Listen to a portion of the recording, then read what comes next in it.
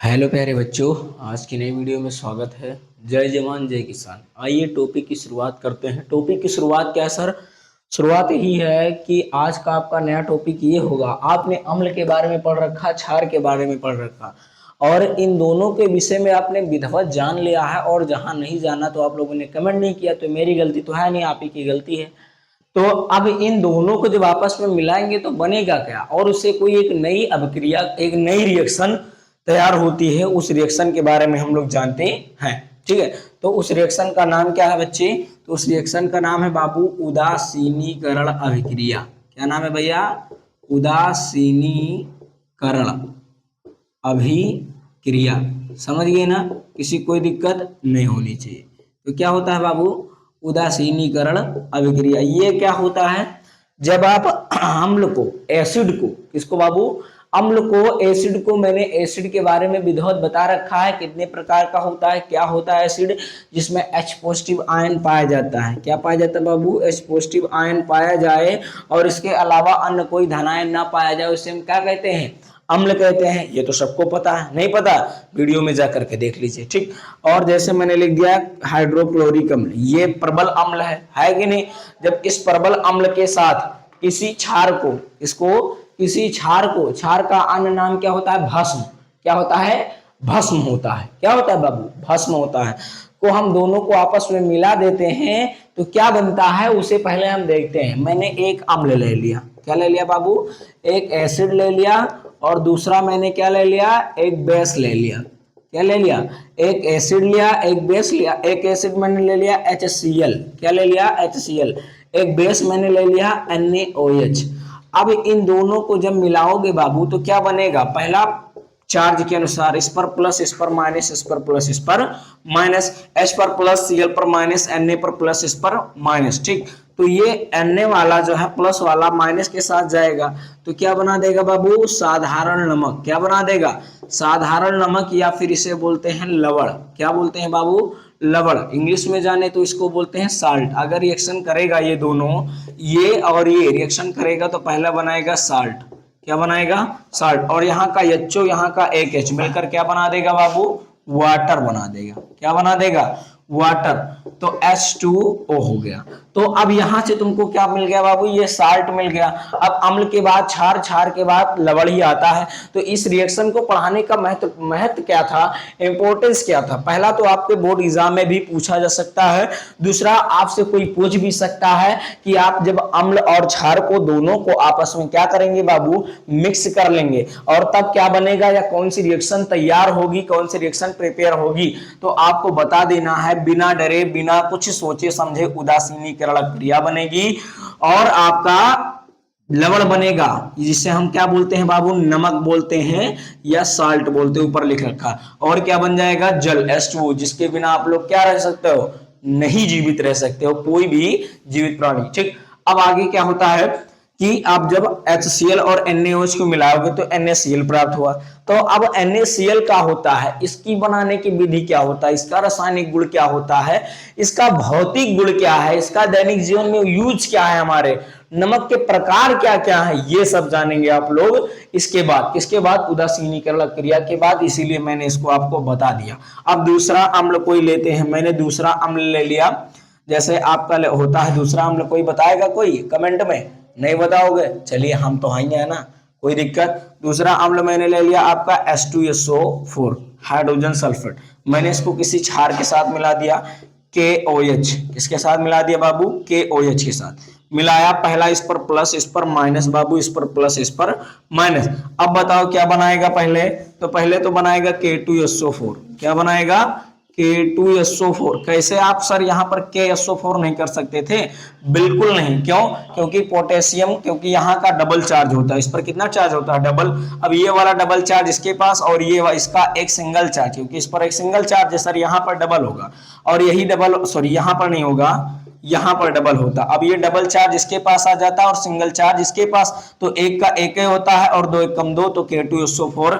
इसको बोलते हैं बाबू पोटेशियम सल्फेट। क्या बोलते हैं? पोटेशियम सल्फेट बोलते हैं। क्या बोलते हैं? पोटेशियम सल्फेट बोलते हैं, जो कि यह एक प्रकार से लवण है। क्या है भैया ये, यह एक प्रकार से साल्ट ही है। क्या है, साल्ट। और दूसरा क्या बनेगा, यहाँ का HO। अब यहाँ पर 2 आपने ले लिया तो यहाँ पर 2 से मल्टीप्लाई करना पड़ेगा कि नहीं करना पड़ेगा, करना पड़ेगा। अब 2K तो 2K, अब यहाँ पर 2H है, 2H 2O और यहाँ का S, तो प्लस में क्या कर देंगे बाबू 2H2O। अब 2 दूना 4, 2 एकम 2 और 2 4 और 2 एकम 2, 2 एकम 2, तो आपका जल प्राप्त हो गया। तो ये हो गया पहला। अब दूसरा रिएक्शन देख लेते हैं। जैसे मैंने HCl के साथ किसी और की रिएक्शन करा दिया, किसी अन्य क्षार की, जैसे कैल्शियम हाइड्रोक्साइड CaOH का होल्टोइज, ये तो होता है आपका बाबू हाइड्रोक्लोरिक। क्या होता है, हाइड्रोक्लोरिक। क्या होता है, एसिड होता है, सबको पता है। ये क्या है, कैल्शियम हाइड्रोक्साइड। क्या है भैया, कैल्शियम हाइड्रोक्साइड, हाइड्रोक्साइड, समझ गए ना, किसी कोई दिक्कत। अब दोनों क्या करेगा, रिएक्ट करेगा, रिएक्शन करेगा, इस पर प्लस, इस पर माइनस, इस पर प्लस, इस पर माइनस। अब प्लस वाला माइनस के साथ और माइनस वाला प्लस, तो इस पर प्लस, इस पर माइनस, तो क्या बन जाएगा बाबू CaCl2।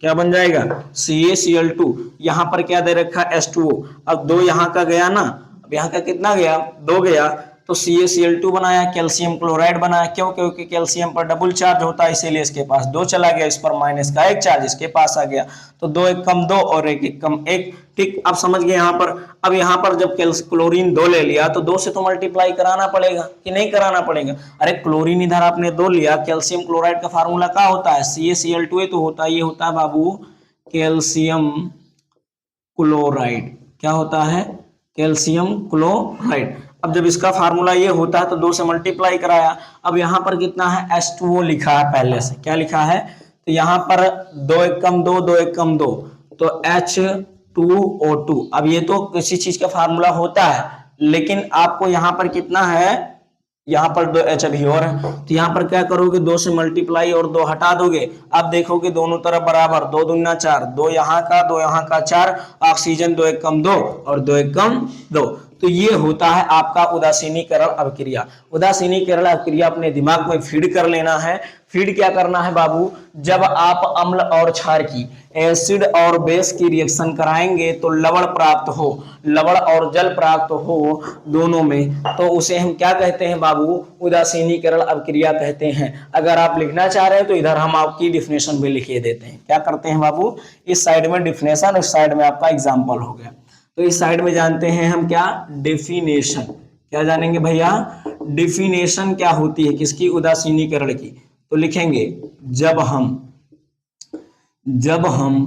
अम्ल, किसकी, अम्ल एसिड लिखते हैं, क्या बोलते हैं, एसिड, और क्या, और क्षार, क्षार का मतलब बेस। क्या, जब हम अम्ल और क्षार की अभिक्रिया, किसकी, अम्ल और क्षार की अभिक्रिया कराते हैं, क्या करते हैं बाबू, अम्ल और क्षार की अभिक्रिया कराते हैं, तो हमें लवण प्राप्त होता है, साल्ट प्राप्त होता है। क्या प्राप्त होता है, लवण प्राप्त होता है, साल्ट प्राप्त होता है, जिसे बोलते हैं नमक गांव की भाषा में, है ना, प्राप्त होता है। इसे ही हम क्या कहते हैं बाबू, इसे ही उदासीनीकरण अभिक्रिया कहते हैं। क्या कहते हैं, उदासीनीकरण अभिक्रिया कहते हैं। क्या कहते हैं, उदासीनीकरण अभिक्रिया कहते हैं। अब ये उदासीनीकरण अभिक्रिया कैसे इसका नाम पड़ा है भी तो जानना जरूरी है। इसको दिमाग में फिट कर लेना है, ट्रिक का याद कर लेना है कि उदासीनीकरण अभिक्रिया इसलिए नाम पड़ा क्योंकि आपका जितना भी लवण होता है, लवण जितना भी नमक होता है, उसका पीएच मान बाबू कितना होता है, 7 होता है। कितना होता है, 7। पावर ऑफ हाइड्रोजन होता है, फार्मूला पीएच का क्या होता है, पावर ऑफ हाइड्रोजन होता है। क्या होता है बाबू, पावर ऑफ हाइड्रोजन होता है पीएच का फुल फॉर्म। और अगर पूछे कोई नमक का पीएच मान कितना होता है, पीएच मान, नमक का पीएच मान, साल्ट ऑफ पीएच, इसका साल्ट ऑफ पीएच, तो साल्ट ऑफ पीएच होता है 7, और 7 अगर आपको पीएच मान अभी तो मैंने पढ़ाया नहीं, जब पढ़ाएंगे तो आपको विधवा समझ में, अगर कोई चीज 7 से ज्यादा है तो वो क्या होता है बेटा, क्षारकीय होता है, 7 से कम तो अम्लीय, लेकिन अगर वह चीज 7 है तो वह उदासीन, और इसीलिए उसका नाम क्या पड़ गया बाबू, उदासीनीकरण अभिक्रिया। समझ गए ना। तो सब में अम्ल और क्षार की रिएक्शन करा तो लवण प्राप्त हुआ, तो इसीलिए लवण का पीएच मान कितना होता है 7, और अगर 7 है तो उसको हम बोल देते हैं उदासीन, और उसी उदासीन को क्या रख दिया गया, उदासीनीकरण क्रिया। और अगर आपको ये चीज हमेशा के लिए रटना है तो एक तो गाना सुना होगा, उस गाने का नाम है, चलिए थोड़ा एंजॉय भी करना चाहिए, उस गाने का नाम है 7 समंदर पार, है ना, 7 समंदर पार तू मेरे पीछे पीछे आ गई, इसके 7 समंदर पार तू मेरे पीछे पीछे आ गई। तो जो 7 समुद्र है बाबू, क्या 7 जो समुद्र है आपका, उसमें बताओ क्या होता है, साल्ट होता है, नमक होता है कि नहीं होता है, तो उस नमक का पीएच मान 7, तो 7 समुद्र है, 7 समुद्र है और नमक होता है उसमें, तो उसका पीएच मान 7, मतलब इस ट्रिक के द्वारा आप निकाल सकते हैं। तो आपको दिमाग में बैठा लेना है कि उदासीनीकरण या उदासीन नाम कैसे पड़ा, कि अम्ल जो आपका लवण होता है इसका पीएच मान 7 होता है, और अगर किसी भी पदार्थ का पीएच मान 7 है तो उसको हम उदासीन बोलते हैं, इसीलिए इस रिएक्शन का नाम उदासीनीकरण क्रिया पड़ा।